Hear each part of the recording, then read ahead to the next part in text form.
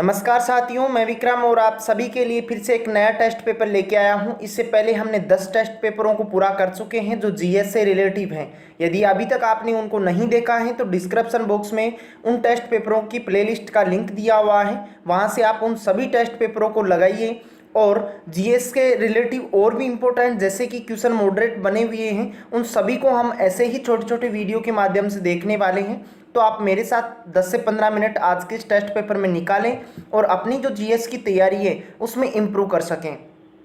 चलिए दोस्तों, वीडियो को स्टार्ट करते हैं।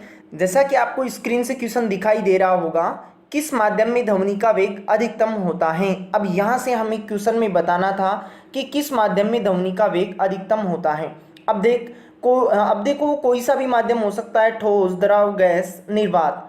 अब देखो, जो वे तरंगे होती हैं जिनको माध्यम की आवश्यकता नहीं होती हैं उन्हें कहते हैं अयांत्रिक तरंगे, जबकि वे तरंगे जिन्हें संचरण के लिए माध्यम की आवश्यकता होती है उन्हें कहते हैं यांत्रिक तरंगे। और जो ध्वनि होती है एक प्रकार की यांत्रिक तरंग होती है। इस कारण यहीं से कन्फर्म हमें समझना था कि ध्वनि कभी भी निर्वात में गमन नहीं करती है, क्योंकि निर्वात में ध्वनि के संचरण के लिए कोई माध्यम नहीं होता, जबकि ध्वनि के संचरण के लिए हमें माध्यम की आवश्यकता होती है। अब यहाँ से हमें जानना था कि किस में ध्वनि का वेग अधिकतम होता है, कि जो ठोस होता है इस ठोस में ध्वनि का वेग अधिकतम होता है। क्यों? क्योंकि यदि हम इसको उदाहरण के माध्यम से यदि समझें तो ऐसे समझ सकते हैं कि 5 किलोमीटर दूर से आ रही ट्रेन की पटरी को हम छू के ऐसे बता सकते हैं कि ट्रेन आ रही है, यानी कि उसमें ध्वनि का क्या हो रहा है, संचरण हो रहा है। इसी कारण हम कहते हैं कि ध्वनि का वेग अधिकतम कहाँ होता है, किस माध्यम में होता है, ठोस माध्यम में होता है। तो यहाँ से सही उत्तर होता आपका क्या, बी। नेक्स्ट अगला क्वेश्चन है, वायु में ध्वनि की चाल कितनी होती है। वायु में ध्वनि की चाल बताना था कि वायु में ध्वनि की चाल कितनी होती है। और ये देखो, ये क्वेश्चन विद्युत हेल्पर की एग्जाम में क्वेश्चन पूछा हुआ है। तो वायु में ध्वनि की चाल होती है कितनी, 332 मीटर प्रति सेकंड होती है। कितनी होती है, 332 मीटर प्रति सेकंड। तो राइट आंसर होता है यहाँ से कौन सा, बी इसका राइट आंसर होता। नेक्स्ट अगले क्वेश्चन की ओर बढ़ते हैं।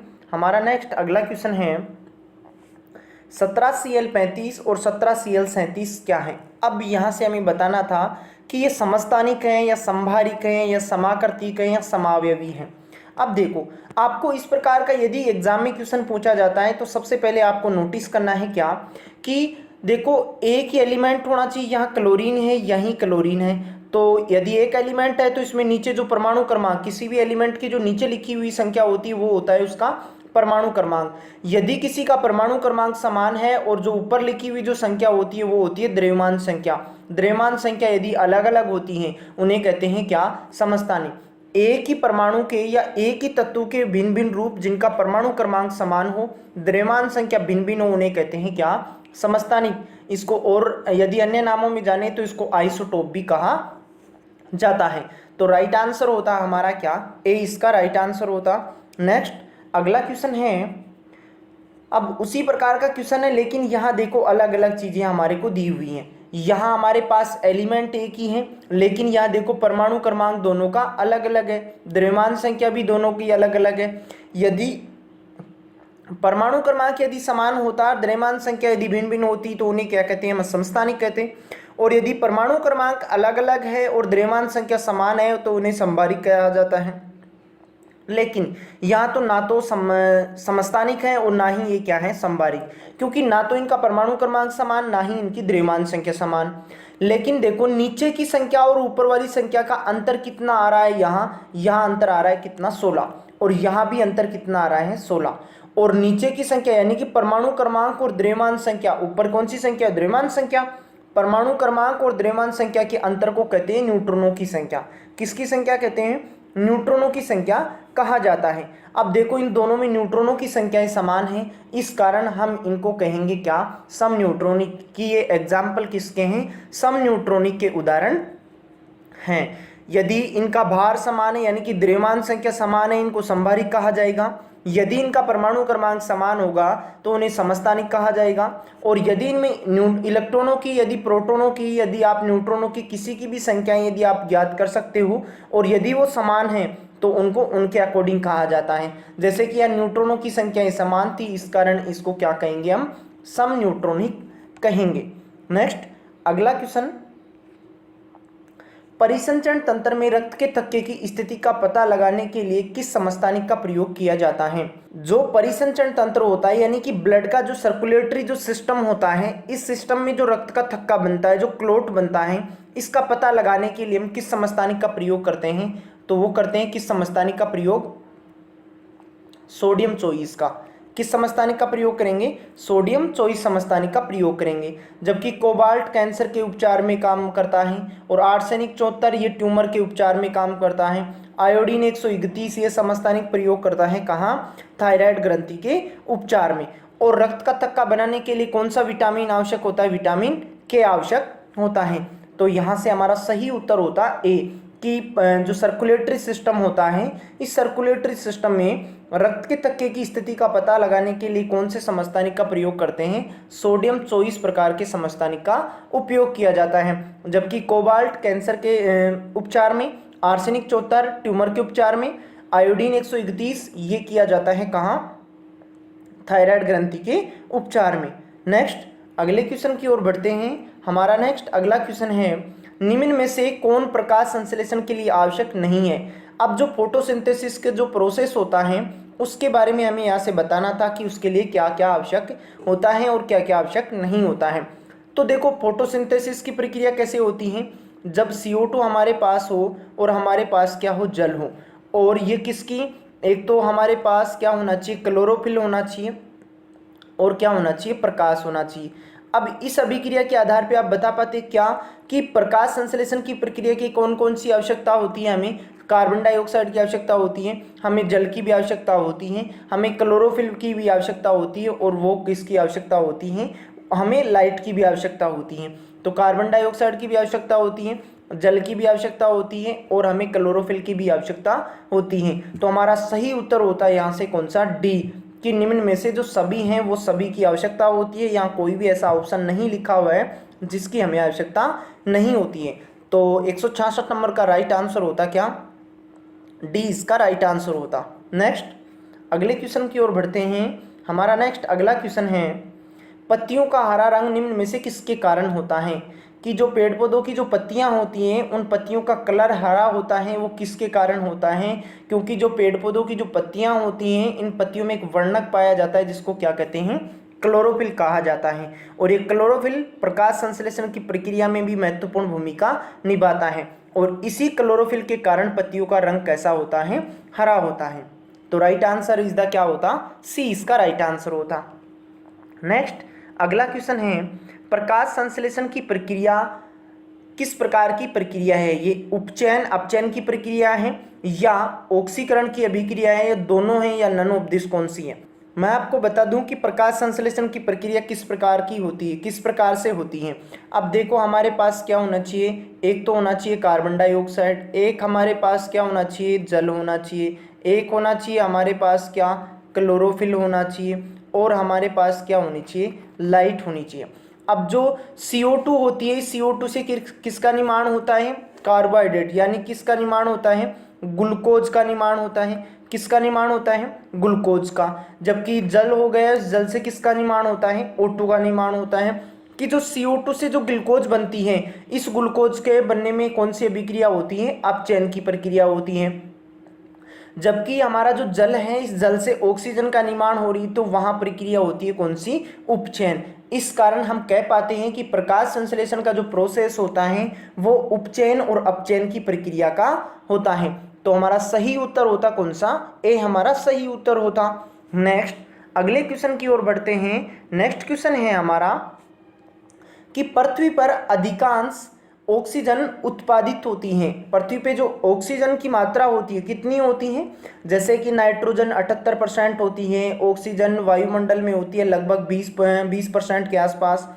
तो हमारे पास क्वेश्चन में दिया हुआ है कि पृथ्वी पर अधिकांशतः ऑक्सीजन उत्पादित होती हैं, तो वो ऑक्सीजन कहाँ से आती हैं? अब देखो ये ऑक्सीजन के बारे में हमारे को क्वेश्चन क्यों पूछा हुआ है? क्योंकि जो प्रकाश संश्लेषण की प्रक्रिया होती है, इस प्रकाश संश्लेषण की प्रक्रिया में किसका निर्माण होता है? O2। और प्रकाश संश्लेषण की प्रक्रिया में पौधे के सभी हरे भाग लेते हैं, किसकी सहायता से होता है? क्लोरोफिल की सहायता से होता है। तो यहाँ से हमें बताना था कि जो शैवाल होते हैं वो शैवाल सबसे ज़्यादा ऑक्सीजन का उत्पादन करते हैं। तो राइट आंसर होता है कौन सा, बी हमारा सही उत्तर होता।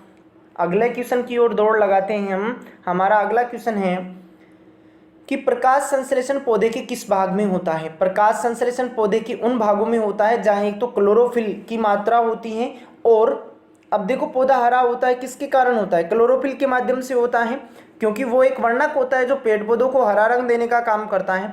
तो पत्ती हरी होती है पेड़ पौधों की, तो कन्फर्म है कि पत्ती हरी होने के कारण उसमें प्रकाश संश्लेषण होगा।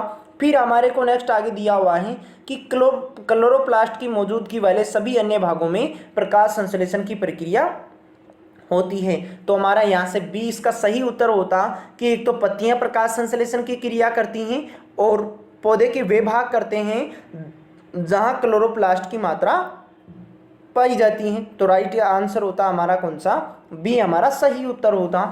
नेक्स्ट अगला क्वेश्चन, ट्यूबलाइट में निम्न दाब पर कौन सी गैस भरी जाती है। इससे पीछे वाले जो वीडियो थी वहीं भी हम इनसे रिलेटिव क्वेश्चनों को डिस्कस किया था कि ट्यूबलाइट में कौन सी गैस भरी जाती है।